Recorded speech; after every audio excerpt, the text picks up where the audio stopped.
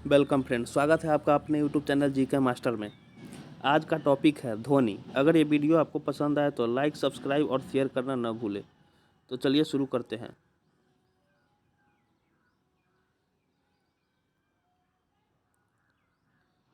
आज का पहला क्वेश्चन है, ध्वनि तरंगे निर्वात में चल सकती है, केवल ठोस माध्यम में चल सकती है, केवल गैसों में चल सकती है, ठोस तथा गैस दोनों माध्यमों में चल सकती है।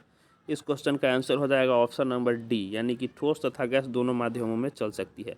प्रासव्य वे ध्वनियाँ हैं जिनकी आवृत्ति होती है 20,000 हर्ट्ज से अधिक, 10,000 हर्ट्ज से कम, 1,000 हर्ट्ज के बराबर, उपरोक्त में से कोई नहीं। इस क्वेश्चन का आंसर हो जाएगा ऑप्शन नंबर ए, 20,000 हर्ट्ज से अधिक। डेसिबल इकाई का प्रयोग किया जाता है प्रकाश की तीव्रता नापने में, ध्वनि की तीव्रता नापने में, भूकंप का कांति मान नापने में, उपरोक्त में से कोई नहीं। इस क्वेश्चन का आंसर हो जाएगा ऑप्शन नंबर बी, ध्वनि की तीव्रता नापने में।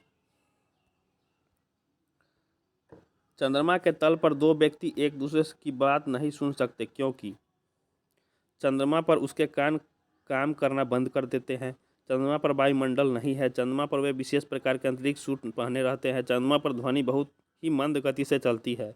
इस क्वेश्चन का आंसर हो जाएगा ऑप्शन नंबर बी, चंद्रमा पर वायुमंडल नहीं है। अगला क्वेश्चन है, जब टीवी का स्विच ऑन किया जाता है तो श्रव्य और दृश्य दोनों एक साथ शुरू होते हैं।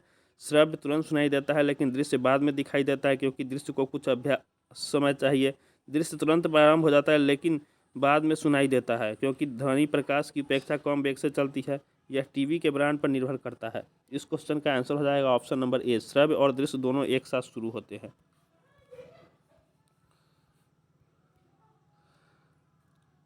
अगला क्वेश्चन है, माध्यमों 1 जल, 2 इस्पात, 3 नाइट्रोजन में ध्वनि की चाल को अवरोही क्रम में रखिए।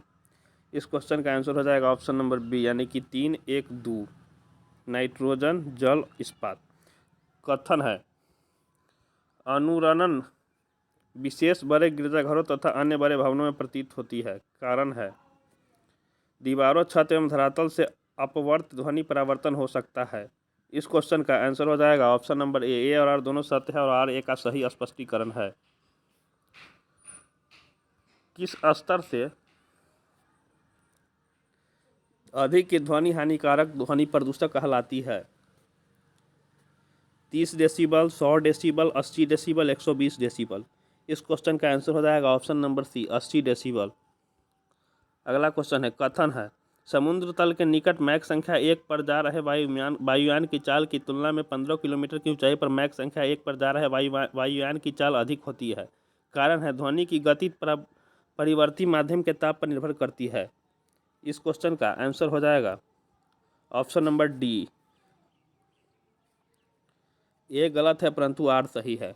अगला क्वेश्चन है, टेलीविजन के दूरस्थ नियंत्रण के लिए किस प्रकार के विद्युत चुम्बकीय विकिरण का उपयोग किया जाता है? अवरक्त, परावैंगनी, दृश्य, अपविक्त में से कोई नहीं। इस क्वेश्चन का आंसर हो जाएगा ऑप्शन नंबर ए, अवरक्त। ध्वनि का वेग अधिकतम होता है वायु में, द्रव में, धातु में, निर्वात में।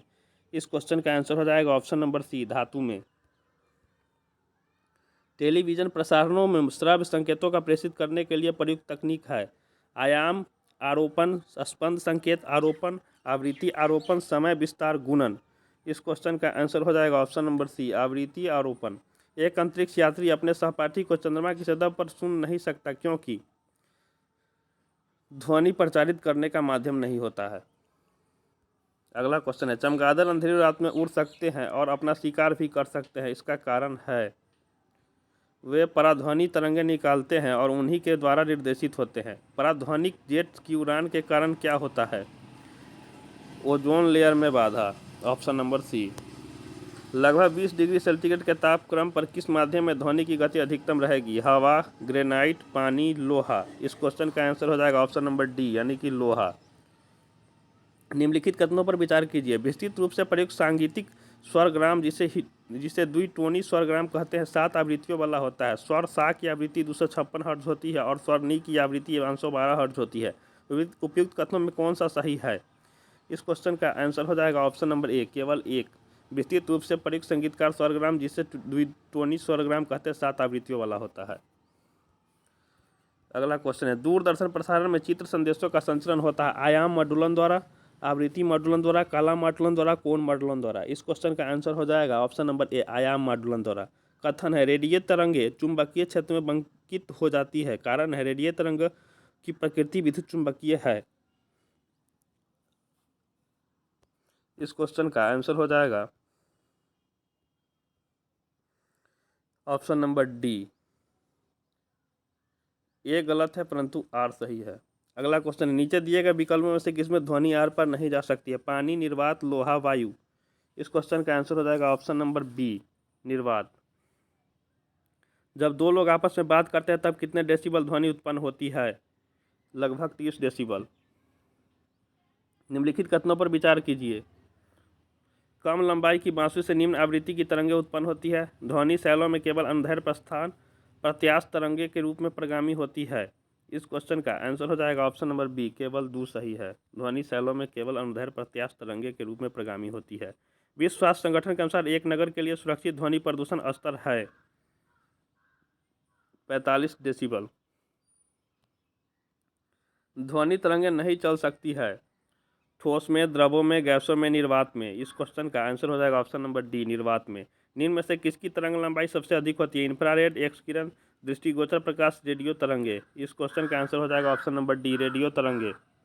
परासर तरंगों के बारे में निम्नलिखित कथनों पर विचार कीजिए। यह कीड़ा को नष्ट कर सकती है। यह कपड़ों से धूल हटाकर उन्हें साफ कर सकती है। इनका उपयोग बीमारियों के उपचार के लिए किया जा सकता है। यह स्वचालित दरवाजों को नियंत्रित कर सकती है।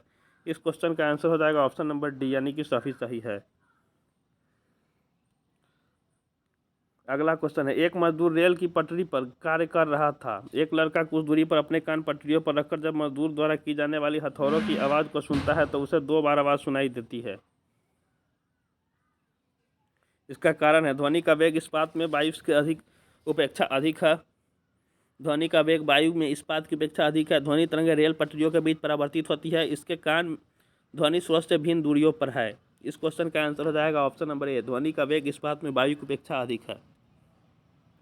म्यूजिक कंसर्ट के लिए हॉल की दीवारों को ध्वनि को बढ़ाना चाहिए, ध्वनि प्रेषित करनी चाहिए, ध्वनि को परावर्तित करना चाहिए, ध्वनि का अवशोषण करना चाहिए। इस क्वेश्चन का आंसर हो जाएगा ऑप्शन नंबर डी, ध्वनि का अवशोषण करना चाहिए।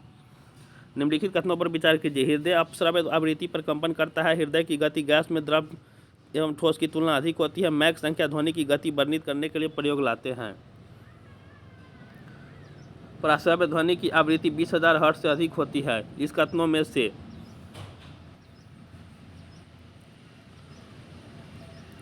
1, 3 तथा 4 सही है। एक टीवी सेट को चलाने के लिए निम्नलिखित में से किस एक टीवी रिमोट नियंत्रण इकाई का प्रयोग किया जाता है? प्रकाश तरंगे, ध्वनि तरंगे, सूक्ष्म तरंगे, रेडियो तरंगे। इस क्वेश्चन का आंसर हो जाएगा ऑप्शन नंबर डी, रेडियो तरंगे।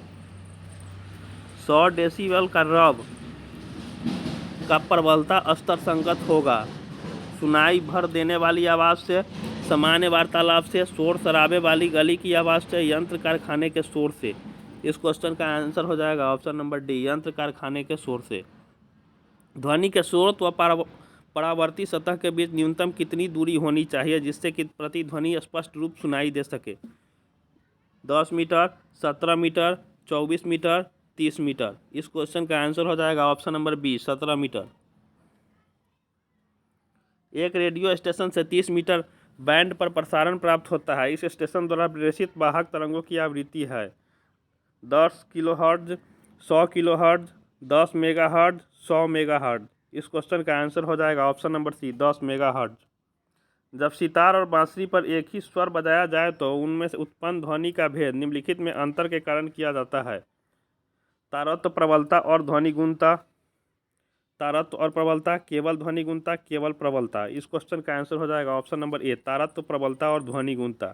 ध्वनि का वायु में वेग अनुमानता है 10 किलोमीटर प्रति सेकंड, 10 मील प्रति मिनट, 330 मीटर प्रति सेकंड, 3 × 10⁻10 सेंटीमीटर प्रति सेकंड। इस क्वेश्चन का आंसर हो जाएगा ऑप्शन नंबर सी, 330 मीटर प्रति सेकंड। अगला क्वेश्चन है, जब एक पद्धति जिसमें प्राश्रव्य ध्वनि का उपयोग किया जाता है सोनोग्राफी, ईसीजी, ईईजी, एक्सरे। इस क्वेश्चन का आंसर हो जाएगा ऑप्शन नंबर ए, सोनोग्राफी।